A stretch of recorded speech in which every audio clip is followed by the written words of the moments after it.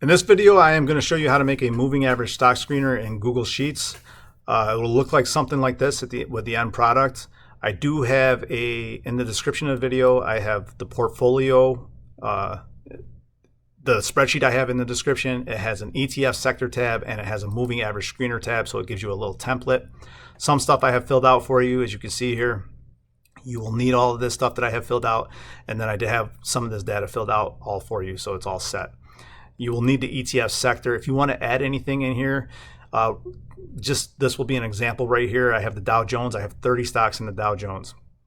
For that, you need in this column, you need your tickers in column C. You need the company name in column D. You need the ETF next to every stock that is a Dow Jones stock in order for us to do lookups the way we're going to do it anyway. There may be a better way. This is the way I'm going to show you how I do it. So all 30 of these have DIA next to them. And then I created newsletter, which I just took the top 10 stocks out of the SPY. I haven't updated that in a while, so I think it's different now. But just for the purposes of this, you can see I have 10 stocks here with NL next to them, and those are the 10 stocks you have to have it. So you would just put that in there and then drag it all the way down so that you get NL next to each one. And then I screened on stockanalysis.com for peg under 1. You can go to stockanalysis.com and you can go to the ETFs and you can copy any ETF or index that you want. The holdings, you would go to holdings and then just copy them into your spreadsheet. You do need a subscription. They'll only give you the top 50. You need a subscription if you want more than that. It's $9.99 a month, I believe. I have no affiliation with them, but I do like their service. You could always sign up and then cancel. They might even have a trial offer, so just something to think about. I have a document that has a lot of the formulas that go in here, so you won't have to do everything. I'll show you what they are and what they mean, but you will be able to I'll leave a link in the description to this Google Doc that will have formulas for this table, and I believe B3 and B4, so it'll make it a little easier on you. With that, let's go ahead and get started. The first thing we're going to do is just data validation for all the things we need to have data validation. So I want you to click in cell A1 and click data validation. We're going to add a rule. We're going to go drop down from a range. We're going to select our data range. We're going to go back to our ETF sector, and we just want to get everything in our ETF and sector. And we want to change this so it doesn't just go down to H6. We want it to go all the way down to the very bottom, because if we add more, we want to be able to do lookups on them. So click OK. And then just go to advanced options, make sure this says reject input, and then you can pick whichever one it is you want, chip, arrow, or plain text. I won't do that each time. I just wanted to show you that the first time. Then we're going to go back to our moving average screener tab. Make sure we have what we need. We'll just select Dow Jones. We do. And then we will go to A7 here. You need to click on the cell that you need that you're going to do the data validation before you click add a rule. As you'll see, when I click add a rule, I'm on A7. I already get my drop down before I do anything. We're going to go drop down from a range, select our data range. And for this, we want either daily or weekly. So we're just going to grab these two and click OK and done. Now we're going to go back over and we'll just do them all. Then we'll check and make sure we have what we need. We're going to do our period. So we're selected on B7, that cell, then add a rule. And our time frame is going to be from U2 down to U7. Oh, I'm sorry. Drop down, make sure you click drop down from a range, select your data range, and then pull down U2 to U7. Click OK, click done. Then we got a couple more we got to do. We're going to do this one right here, A10. Click on that box, that cell, and then add a rule, drop down from a range, select our data range, and this is where we want greater than or less than, which is in X2 and X3. So just pull that down and click OK and click done. And then we want our percentages. So we want to click on this box, cell B10, add a rule, drop down from a range, select our data range, and then we're just going to get all our percentages. Now you could add more percentages if you want. This is what I have. So from Y2 down to Y11. Negative 20%, 25%, 5% increments. Click OK. Click done. And then we got one last one we're going to do here. our ticker. So click on cell A16, add a rule, drop down from a range, select our data range, and then we're just going to grab C2 down to C, start dragging it all the way down. Just back out one space here in this box here. You just want to be C2 to C for all your tickers. Go ahead and click OK. Click done. And we should be good. We'll check these. We have daily, weekly, which is what we want. We have periods, 10, 30 week. We have greater than or less than. We'll set it to greater than. We have all our percentages. We'll just put it greater than 0%. Ticker we won't have yet because we're doing lookups based on the ETF we bring back. We're going to go to cell B1 and we're just going to do a lookup here to get back the name for whatever ETF we select. So that's just going to be equals. We're going to type in index. We're going to go to our ETF or sector and we are going to index our name. Then that's going to be comma, match. And that'll start to come up when you start to type it out, open parentheses. And then we're going to go back to our moving average screener. We want what's in cell A1, comma, and then we want to go back to our ETF sector and we want to get what's in column H. And then comma, 0, close parentheses, enter. And that should bring back the Dow Jones, and it does because we have DIA. If we change that to anything else, we'll get whatever name we have selected next to it. So newsletter, we get newsletter. Peg, we get peg under 1. Qs, we get the Qs, etc. So I'll just put that back to Dow Jones. We're going to have to look up a couple things in cell S2 and let me put myself in the bottom here. Maybe that'll work. Cell S2 and T2. So in S2 here, we're just going to type in equals, and we are going to go back over, and we're just going to get our time frame. So we want it to be whatever's in cell A7, and just hit enter. And we have weekly. So if we change that to daily, this here to daily, over here we will get, in this cell we will get daily. We're going to go to cell T2 and we're going to do a VLOOKUP. So it's going to be equals VLOOKUP. And we're going to go back and right in that same, right next to it here, we're going to get the period, B7. So the 30 week, comma. We're going to go back over and we want to just highlight U and 2, or U and V, excuse me. And then comma 2, because we want what's in the second row there, comma 0. Close parentheses, enter. Now we have 30 weeks selected, so we're getting the select 30. If we had the 40 weeks selected, then we would get the select 40. If we had the 21 day selected, we would get the select 21. And we need that based on all of our different lookups that we're doing.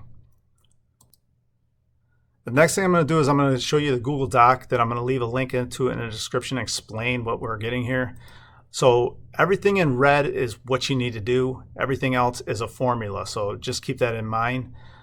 This is where you'll put those formulas, and then if I put a note, you'll make some adjustments to those formulas based on those cells. So you'll put this formula in B20, but then B21 through B25, it'll be the same formula with just a few changes. That's what that note is for. And then all these formulas will go in like B27, B28, etc., all the way down. So all of these formulas that you see here down to here will go in these cells in here. And the market cap will change based on when we get a stock. So what I have going on here is you'll get the price in this column, which is just, the Google Finance price. You'll get the moving averages here. This here is going to be, if the price is greater than every single moving average, then I'll get a yes. If not, I'll get a no. The 10 week would have to be below the price and above the 30 and 40 week for me to get a yes. Otherwise, I would get a no. The 30 week would have to be below the price and the 10 week and above the 40 week for me to get a yes. Otherwise, we will get a no. And that's just the same criteria for each one. And it's just a guide. It's, it's not really telling us if the stocks are crossing below or above a moving average. I could be, 5% away from one moving average could be 5% away from another, but one, it could be coming up to it or it could be crossing below it. So just keep this in mind. This is just something to give us some quick information when we're looking, when we're using the screener. Okay, this is going to be the part where we get our stocks back based on our ETF lookup. So we're going to do a filter function in cell C1. So it's just going to be equals filter. And then we're going to go open parentheses, in cell C1 equals filter, open parentheses. Then we're going to go to our ETF sector tab, and we're going to grab columns C and D. And then comma. Now we need to grab column E. And then no comma or anything, just equals. You're going to put an equals next to that. And then we're going to go back to our moving average screener, and we want cell A1, and then we want to close parentheses, and then just hit enter. And we should get back our stocks in the Dow Jones, and we do. And now if we change this to our newsletter, we'll get back our newsletter stocks. If we change it to our peg under 1, we'll get back our peg under 1 stocks, and it will all update. And then if we change it back to the Dow Jones, we'll get our Dow Jones stocks back. So now we have a formula we need to put into cell F1. I also have that in the Google Doc. It's right here. It's the very last one. Now you're going to need to do this. It's saying if multiple statements. Ifs R2 equals T2, bring back U2. If R3 equals T2, bring back U3, etc., all the way to U7. So if we go over here, we want it to equal, whatever equals T2, we're bringing back what's in here in this column here. So whatever this equals is what we're bringing back in this column. So that's if R2, R3, R4, etc. equal any of these, whatever one it equals, we want to bring back what's in here. So if we go to our document, I'll just go ahead and copy that formula, and then we will paste it into F1. And we will just change that. We'll center it, put it in the middle, and make it the same color as all the rest. Now, if we change this to the 40-week, now F1 will change to the 40-week. And it does. If we change it to the 30-week, it will change to the 30-week. So that's how you get that back. So we're on the 30-week moving average right now. So if we're on the 30-week moving average, this formula I'm going to have to show you how to do. I don't have it in the Google document.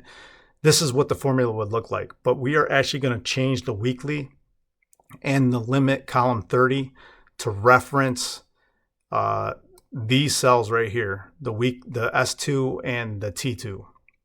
And the way we do that is I have this formula in here. I didn't put it in this one. I'm going to show you so you can pause the video, and then I will also talk it out so that you know how to do it. Now, just keep in mind, I'm actually going to drag it up here so that it's on both. Okay, so I'm in cell F2 right now. So it's equals if air, open parentheses, average, open parentheses, query, open parentheses, sort, open parentheses, Google Finance, open parentheses. We're referencing our ticker, cell C2, comma, in quotations, we want all, comma, today, open parentheses, close parentheses, minus 730, comma, today, open parentheses, close parentheses, comma. This is where we're referencing indirect S2 because we want whatever time frame it's given us. Indirect, open parentheses, in quotations, S2, close parentheses twice, comma, 1, comma, 0, close parentheses, comma. And now this formula right here is referencing the second cell, T2, indirect, open parentheses, in quotation, T2, close parentheses. You probably just close it once, and then Google usually fills out the rest for you, but it's 4 of them here. So what happens here is if we change this to the 40-week, we will get 40 weeks of data. So that's doing, because it's referencing that cell. We're telling T2 here, we're on the weekly time frame, and now T2 is 40 because we selected 40 weeks. So just keep in mind that's what you're doing when you select this to different weeks. I just selected the 10 week, so we get a 10 week in cell F1, and now we have the 10 week moving average. To get our differential and our percentage, you're just going to subtract out the E2 from F. You're going to subtract F2 from E2 to see what the differential is on the moving average, and then you are just going to divide F2 by G2 to get the percentage difference, because you want to divide the moving average by the differential. And then just go ahead and take those, and I'm just going to scroll them down to the Dow Jones, and that's what it would look like. And I don't think I did this earlier, but I paused the video. You should have tickers now based on what you look at here. So if I'm on Boeing, now whatever stock is in the Dow Jones, I can look up. So if we just go back, we'll go back to Amazon. The very last thing that we're going to do is just do a query to pull this over into another table that you see highlighted right up here. And then we'll just hide columns. I'm not going to go through conditional formatting. I'll assume if you're advanced enough to do this spreadsheet, you probably know how to do conditional formatting on everything. And then we'll be done with the video. So you're going to go into cell J1 and we're just going to type in equals query and open parentheses. Let me turn on my cap locks. Hopefully you'll be able to see this better. We're going to grab C to H, comma, and then in quotations, we want select star. So that's going to be Shift 8 for me. It might be Command 8 for you.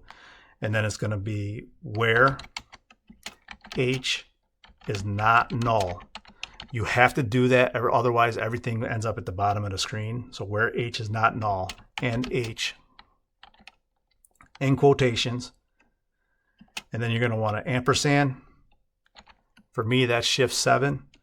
And then we are going to reference a cell. We are going to reference cell A10.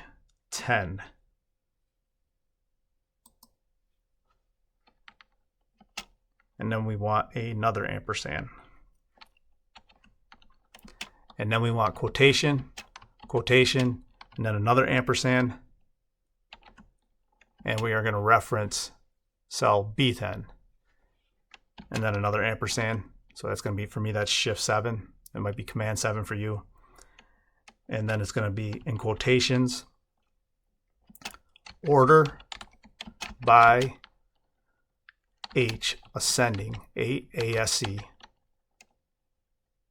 in quotations, comma, 1, close parentheses. So that's what your formula should look like. Go ahead and just pause the video. Let's move myself out of the way here. Pause the video. That's what the formula should look like in cell J1, and it will bring back all your data that you're looking for. And there we go. So this right here would be the relative volume. I'm not going to do that today, so I'm not doing the relative volume. So this cell and this column we don't have. So then I would just hide all these columns. Just right click them, hide them, and then I would hide all these columns. That's it. You have your moving average screener. I'm not sure what I did there. I didn't put any filters in here like boxes or anything. I'll let you decide what you want to do for that. But now if we select a different ETF, we'll get different parameters and different moving average. So if we select the Qs, we should get all the Q stocks back here, and we're only selecting the ones that are greater than 0%. So we don't get all 100 back. We only get the ones greater than 0%. So the market's not doing too good if that's the case right here. Let's just check here, negative 10. And we do get more back when we click negative 10%. So the market must be in some tough and struggling right now because we only have a few stocks above of the 100 stocks that are above their, it's a 10-week moving average. And we change that to the 30. Still not that many. So just something to do, something to keep in mind. This is not a magic profit or anything. It's just something to help us find stocks that are near the moving averages, that are breaking out, things like that. I hope that video was helpful. If it was, consider hitting the like and subscribe button, and thank you for watching.